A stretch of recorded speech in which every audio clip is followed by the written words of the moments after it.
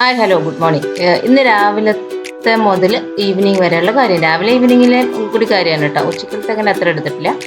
അപ്പോൾ രാവിലെ ഞങ്ങൾക്ക് പുട്ടും ചന മസാലയായിരുന്നു. കുട്ടികൾക്ക് സ്കൂളിൽ കൊണ്ടുപോകാനായിട്ട് ചപ്പാത്തി ചന മസാല.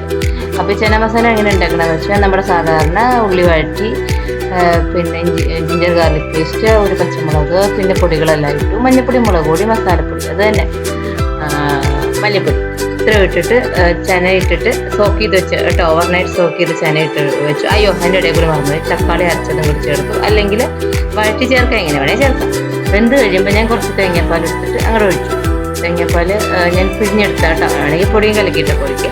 എന്നിട്ട് ലാസ്റ്റ് കുറച്ച് പെപ്പർ പൗഡറും പിന്നെ എന്താ പറയുക കുറച്ച് കറിവേപ്പിലയും കൂടി ഇട്ട് കഴിഞ്ഞാൽ കറിയായേ. അത് മാറ്റി വെച്ചു. പിന്നെ ഞാൻ ഈവനിങ് ആയപ്പോൾ കുട്ടികൾക്ക് ഫ്രഞ്ച് ടോസ്റ്റ് വേണമെന്ന് തോന്നി. ഫ്രഞ്ച് ടോസ്റ്റ് ഞാൻ വല്ലപ്പോഴും ഉണ്ടാക്കാറില്ല കേട്ടോ. ഫ്രഞ്ച് ടോസ്റ്റിൽ ഭയങ്കര ഈസി, എല്ലാവർക്കും അറിയാം. ഒരു മുട്ട പൊട്ടിച്ചിട്ട് അതിനകത്തേക്ക് ഒരു സ്പൂൺ വാനില എസൻസും തിളപ്പിച്ച ഒരു ഗ്ലാസ് പാലും ഒഴിച്ച് നന്നായിട്ട് മിക്സ് ചെയ്തിട്ട് കുറച്ച് ബ്രൗൺ ഷുഗർ ഇടുക കേട്ടോ. വൈറ്റ് ഷുഗർ ആയാലും മതിയെ. ഇട്ടിട്ട് നമ്മൾ ചെറിയ കഷ്ണം ബട്ടർ ഇട്ടിട്ട് ഈ മറ്റേ എന്താ പറയുക നമ്മുടെ ഈ ബ്രെഡ് ഇതിനകത്ത് ഇട്ടിട്ട് തിരിച്ച് മറിച്ചിട്ടെടുത്ത് എടുക്കുക. അത്രയേ ഉള്ളൂ ഫ്രഞ്ച് ടോസ്റ്റ്. അതിൻ്റെ കൂടെ മേപ്പിൾ സിറപ്പാണ് യൂസ് ചെയ്യുക. എൻ്റെ കയ്യിൽ ഇല്ലാത്തതുകൊണ്ട് ഹണി ഒഴിച്ചിട്ട് യൂസ് ചെയ്തു. പിന്നെ ഞങ്ങളൊരു 6:30 ആയപ്പോഴേക്കും ഇതൊരു എന്താ പറയുക ഒരു ഫ്രൈഡേ വ്ളോഗാണ് കേട്ടോ.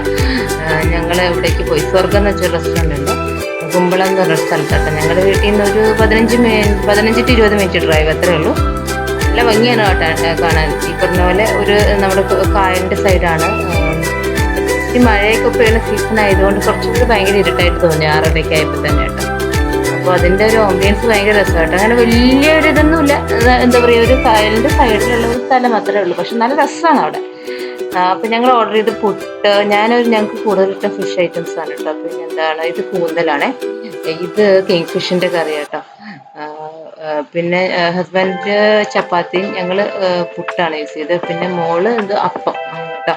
പിന്നെ 2 കുട്ടികൾ അവിടെ ഇരുന്ന് പാട്ടൊക്കെ പറഞ്ഞിട്ടുണ്ടായിരുന്നു. നല്ല രസമായിരുന്നു കേട്ടോ. പിന്നെ അവിടെ ഐസ്ക്രീമിന് വരെ കുൽഫി ആയിരുന്നു. ഞാൻ കുൽഫി കഴിക്കാറില്ല, എനിക്കിഷ്ടമല്ല. പലതരം ഫ്ലേവർ ഉണ്ടായിരുന്നു. Chikoo, jackfruit, tender coconut, mango, പിന്നെ കേസർ പിസ്ത നമ്മുടെ യൂഷ്വൽ ഫ്ലേവർ ആണല്ലോ കേസർ പിസ്ത, പിന്നെ ചോക്ലേറ്റ് ചിപ്സ്, അങ്ങനെ അതൊക്കെ കഴിച്ചു. പിന്നെ ഇത് അതിൻ്റെ സൈഡിലുള്ള ഇതാണ് കേട്ടോ, കായലാണ്. കൊച്ചിക്കായലിൻ്റെ ഒരു ഭാഗമാണത്. ഇവിടെ നിന്നാണ് അറബിക്കടലിലേക്ക് ഇത് പോകുന്നത് കേട്ടോ. അപ്പോൾ നല്ല രസമായിരുന്നു ആക്ച്വലി. ആ ഒരു ഫുഡും ഭയങ്കര ടേസ്റ്റ് ആയിരുന്നു. ഞാൻ ആദ്യമായിട്ട് പോകാണ് കേട്ടോ. ഇനി ഒരു ഡേ ടൈമിൽ പോകണം, എന്നാലാണ് ശരിക്കും അതിൻ്റെ ഭംഗി. ആ ഒരു വലിയൊരു ഇതൊന്നുമില്ല, പക്ഷേ ആ ഉള്ളത് നല്ല ഭംഗിയായിട്ട് അവർ വെച്ചിട്ടുണ്ട്. നല്ല നീറ്റായിട്ട് ചെയ്തൊക്കെയാണ്. അതാണ് അതിൻ്റെ ഒരു ഭംഗി. അപ്പോൾ എനിക്കെന്തായാലും അവിടുത്തെ ഫുഡും ഇഷ്ടമായി, ആംബിയൻസ് ഇഷ്ടമായി, എല്ലാം ഇഷ്ടമായി. ഭയങ്കര രസമാണ്. പക്ഷേ ഡേ ടൈമിൽ വന്ന് ഒന്നും കൂടി അതിൻ്റെ പുറത്തുള്ള ആ ഒരു കാഴ്ചയൊക്കെ നന്നായിട്ട് ആസ്വദിക്കണം. മെയിനായിട്ട് ബാക്ക് വാട്ടേഴ്സ് ആണല്ലോ, സൈഡിൽ കായൽ കിടക്കുന്നതുകൊണ്ട് നല്ല രസമാണ്.